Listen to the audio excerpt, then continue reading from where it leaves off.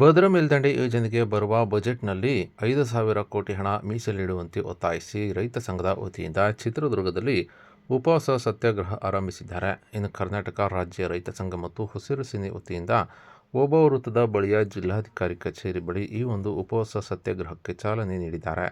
ಚಿತ್ರದುರ್ಗ ಜಿಲ್ಲೆ ಸತತ ಬರಗಾಲಕ್ಕೆ ತುತ್ತಾಗಿದೆ. ಅಂತರ್ಜಲ ಸಂಪೂರ್ಣ ಕುಸಿತದಿಂದ ಜನರಿಗೆ ಮತ್ತು ಜಾನುವಾರುಗಳಿಗೆ ಕುಡಿಯುವ ನೀರಿಗೆ ಹಾಹಾಕಾರ ಉಂಟಾಗಿ ರೈತರು ಬೆಳೆದ ಬೆಳೆಗಳು ಕಣ್ಣು ಮುಂದೆ ಒಣಗುತ್ತಿವೆ. ರೈತರು ಬಾಧೆ ತಾಳಲಾರದೆ ಆತ್ಮಹತ್ಯೆ ದಾರಿ ಹಿಡಿದಿದ್ದಾರೆ. ಎಲ್ಲ ತಾಲೂಕುಗಳಿಂದ ಪಾದಯಾತ್ರೆ ಮೂಲಕ ಚಿತ್ರದುರ್ಗ ಜಿಲ್ಲಾಧಿಕಾರಿ ಕಚೇರಿ ಮುಂಭಾಗ ಸಮಾವೇಶ ಕೈಗೊಂಡು ಜಿಲ್ಲಾ ಉಸ್ತುವಾರಿ ಮಂತ್ರಿಗಳು ಮತ್ತು ಜಿಲ್ಲಾಧಿಕಾರಿಗಳಿಗೆ ಮನವಿ ಸಲ್ಲಿಸಿ ವಾರದೊಳಗೆ ನೀರಾವರಿ ಸಚಿವರು ಹಾಗೂ ರೈತರೊಂದಿಗೆ ಸಭೆ ನಡೆಸಿ ಬರುವ ಬಜೆಟ್‌ನಲ್ಲಿ ಅನುದಾನ ಮೀಸಲಿಡಬೇಕೆಂದು ಒತ್ತಾಯಿಸಲಾಗಿತ್ತು. ಆದರೆ ಈವರೆಗೂ ಹೋರಾಟ ಒತ್ತಾಯಗಳಿಗೆ ಸರ್ಕಾರ ಯಾವುದೇ ರೀತಿಯಲ್ಲಿ ಸ್ಪಂದನೆ ಸಿಗದೇ ಇರುವುದರಿಂದ ಈ ಒಂದು ಆಮರಣಾಂತ ಉಪವಾಸ ಸತ್ಯಾಗ್ರಹಕ್ಕೆ ಚಾಲನೆ ನೀಡಿದ್ದು, ಸರ್ಕಾರದ ವಿರುದ್ಧ ಭಾರೀ ಆಕ್ರೋಶ ಹೊರಹಾಕಿ ರೈತರು ತಮ್ಮ ಪ್ರತಿಭಟನೆಯನ್ನು ವ್ಯಕ್ತಪಡಿಸಿದ್ದಾರೆ.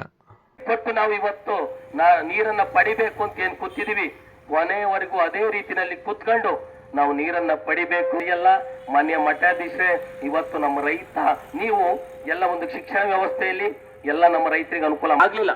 ಇಡೀ ತಾಲೂಕಲ್ಲಿ ಜಿಲ್ಲೆಯಲ್ಲಿ ಬೇಕಾದೊಟ್ಟು ಮಠ ಮನೆಯವರಿದ್ರ ಯಾರಾದ್ರೂ ಒಬ್ಬ ರೈತರ ಬಗ್ಗೆ ನಿಮಗೆ ಕಾಳಜಿ ಇದೆಯಾ? ನಾವು ನಮ್ಮ ಸ್ವಾಮಿ, ನಮ್ಮ ಮಠರು, ಆ ಮಠ ಈ ಮಠ, ನಮ್ದು ಮಠ ಆ ಮಠ ಅಂತೀವಂತೀವಿ ಸ್ವಾಮಿ. ನೀವೇನಾದ್ರೂ ರೈತರ ಬಗ್ಗೆ, ರೈತ ಬೀದಿ ಕುತ್ಕೊಂಡ ಅವನ ಸಮಸ್ಯೆ ಏನಿದೆ, ಅವನಿಗೆ ನೀರಿಲ್ಲ ಹೋಗಿದೆ. ಅಲ್ಲಿರ್ತಕ್ಕಂಥ ಚಾನಲ್ ಪಕ್ಕದಲ್ಲಿ ಇರ್ತಕ್ಕಂಥ ಗುತ್ತಿಗೆದಾರಿ 1,800 ಕೋಟಿ ಹಣವನ್ನ ಸರ್ಕಾರ ಕೊಟ್ಟಿಲ್ಲ. ಅಲ್ಲಿರ್ತಕ್ಕಂಥ ಏನು ಪರಿಕರಗಳನ್ನ ಪಕ್ಕದ ಯಾರ್ಯಾರೋ ಕಳ್ಳರು ಓದ್ಕೊಂಡು ಹೋಗ್ತಾ ಇದಾರೆ, ಆದ್ರೂ ಅದ್ರ ಬಗ್ಗೆ ಚಿಂತನೆ ಇಲ್ಲ. ಆದ್ರೆ ಅದೇ ಪಕ್ಕದ ತಾಲೂಕು ಹೊಳಲ್ಕೆರೆಗೆ ಭದ್ರಾ ಮೇಲ್ತಕ್ಕಂಥ ಒಂದು ಮನೋಭಾವನೆಯನ್ನು ನೀವು ಬೆಳೆಸ್ಕೊಂಡಿಲ್ಲ ಅಂದ್ರೆ ನಿಮ್ಮಂತವ್ರು ನಮಗೆ ಬೇಕಾಗಿಲ್ಲ.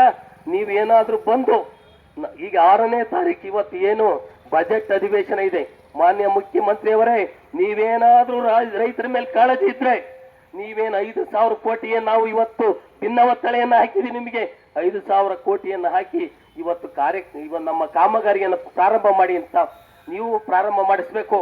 ಅದ್ರ ಜೊತೆಗೆ ಏನೇನೋ ಹೇಳ್ತಾರೆ ಸುದ್ದಿನ, ಅದು ಏನು ಕೇಂದ್ರ ಸರ್ಕಾರ ಇಷ್ಟೊತ್ತಿಗೆ ಹಣ ಆಗ್ತಿತ್ತು, ಇವ್ರು ಬೇರೆ ಒಂದು ಸಪರೇಟ್ ಅಕೌಂಟ್ ಅನ್ನು ತೆರಿತಾ ಇಲ್ಲ, ಹಾಗಾಗಿ ಹಣ ಆಗ್ತಾ ಇಲ್ಲ ಅಂತ ಬಿಜೆಪಿ ಅವರು ಶಿಳ್ಳೆ ಹೊಡಿತಾರೆ.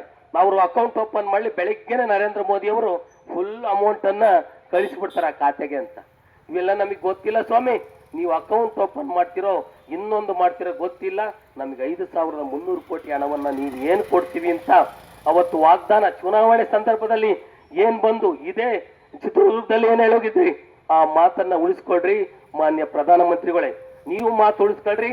ಮತ್ತೆ ಇಲ್ಲೇ ರಾಜ್ಯದ ಸಿಎಂ ಆಗಿರ್ತಕ್ಕಂಥ ಸಿದ್ದರಾಮಯ್ಯನವರೇ, ನೀವು ಸಹ ಇದು ಮಂದಗತಿಯಲ್ಲಿ ಸಾಗ್ತಾ ಇದೆ.